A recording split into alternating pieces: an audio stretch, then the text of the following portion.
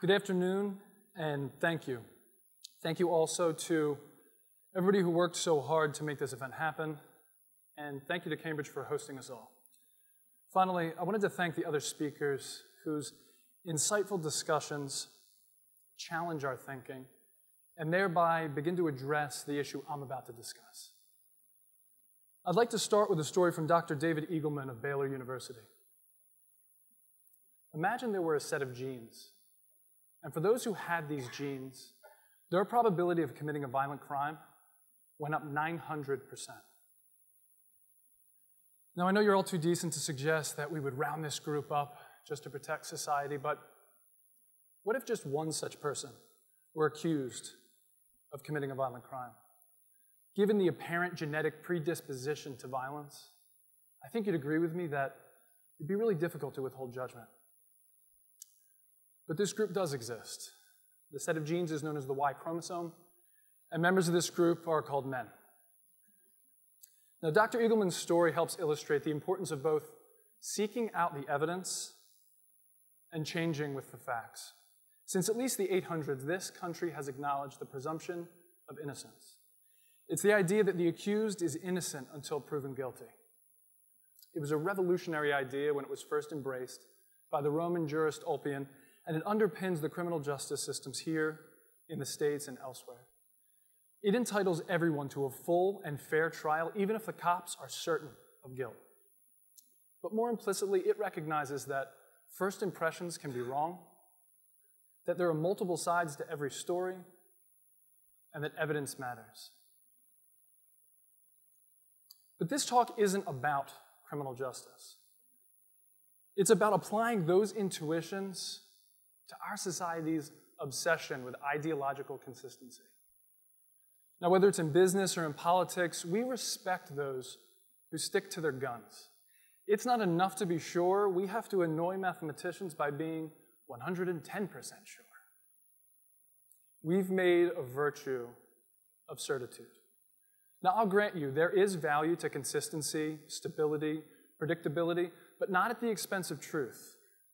And there may be exceptions in family or nationality or even sports team due to, among other things, loyalty or chance of birth. But in the marketplace of ideas, there can be no such loyalty. While our immutable principles may form character's skeleton, it is the contested ideas that provide its flesh. Now, there are birthers and truthers, young earthers and others for whom the weight of the evidence is unconvincing. But I'm not talking about debunked ideas or credulous conspiracy theorists. I'm talking about consequential ideas and influential thinkers. Our politicians are rarely permitted to change their mind. Their thinking must evolve on an issue, lest they be labeled a flip-flopper, the current US election notwithstanding. But a flip-flopper, it's a truly damning charge regardless of motivation. You mean to tell me that additional research and ethical reconsideration has caused you to come out for something you were previously against? Unacceptable. You came into politics at 35 years old with a particular set of positions, and all we ask is that those positions remain static for the rest of your life. Good. And unfortunately, in the business world, it's a little better. In that context, though, it's less about playing politics than it is about ego. You see, CEOs are labeled as strong and visionary when they single-mindedly pursue their agenda. We're inspired by anecdotes of success. Verbal footnote, see Steve Jobs. But we tend to ignore the failures. Sidney Finkelstein of Tuck studied 50 corporate high flyers who came crashing down. His research concluded that among other habits, each of these CEOs thought that they had all the answers. Contrary facts were dismissed. Contrary points of view were silenced. I think you'll agree that this is fundamentally antithetical to the open and critical dialogue that births innovation. After Catherine Schultz wrote her book on being wrong, she saw fit to call herself a wrongologist. Now, I see this as a tongue-in-cheek nod to the fact that we need a branch of science, albeit a fake one, that addresses our devotion to picking a side and sticking to it. As a lawyer, I have a unique perspective on picking a side and sticking to it. It's my job to zealously advocate on my client's behalf. If during trial a lawyer is presented with evidence that just buries the client, the lawyer can't drop everything and switch sides. I mean, imagine that call. Hey, John, look, the other side's argument is really compelling, so I think I'm going to root for them now. Good luck, though. It's absurd in a litigation context, but in other contexts, it's precisely what's needed. If the facts favor the other side, I should switch with no shame. Withholding judgment until the evidence comes in, admitting to being wrong and changing one's mind. All things that we think of as weaknesses must be recast as virtues, as necessary for a competent CEO or politician or parent or partner. As with science, we should humbly admit that we don't have all the answers, but that we're looking.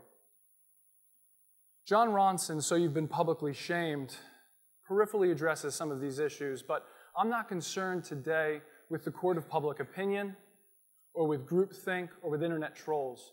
No, I'm concerned with seeking out the evidence and changing with the facts. As I rarely have the opportunity to do the latter in my professional life, I appreciate it all the more in my personal life. Although my wonderful and very patient wife would probably appreciate it if I admitting to being wrong just a little more often. In fact, rather than just stand up here and preach change, I think I should probably start by looking in the mirror. I want to take the ideas and ideologies I learned in grade school, college, at my first job, even today, particularly at an event like this, and reconsider them. I want to ask myself why I have the ideas I do, why I hold the positions I do, and see if that stands up to scrutiny. My ideas should at all times be held precariously above the garbage heap. I should continually put them back on trial, review the credible evidence, and see if the verdict has changed. And give new ideas, while not a presumption of truth, certainly a full and fair trial. Look, first impressions aren't bad. They're natural. I couldn't prevent them, and I'm not saying that I should. The problem isn't first impressions. It's when first impressions are last impressions. It's when society praises those who stick to their first impressions despite the facts. My thinking should be guided by critical inquiry and by curiosity. So as time passes, while my positions remain the same, I should heed the words of legalist philosopher Han Fei Tzu, who said more than 2,200 years ago, claiming certainty without corroborating evidence is stupid. Thank you all very much.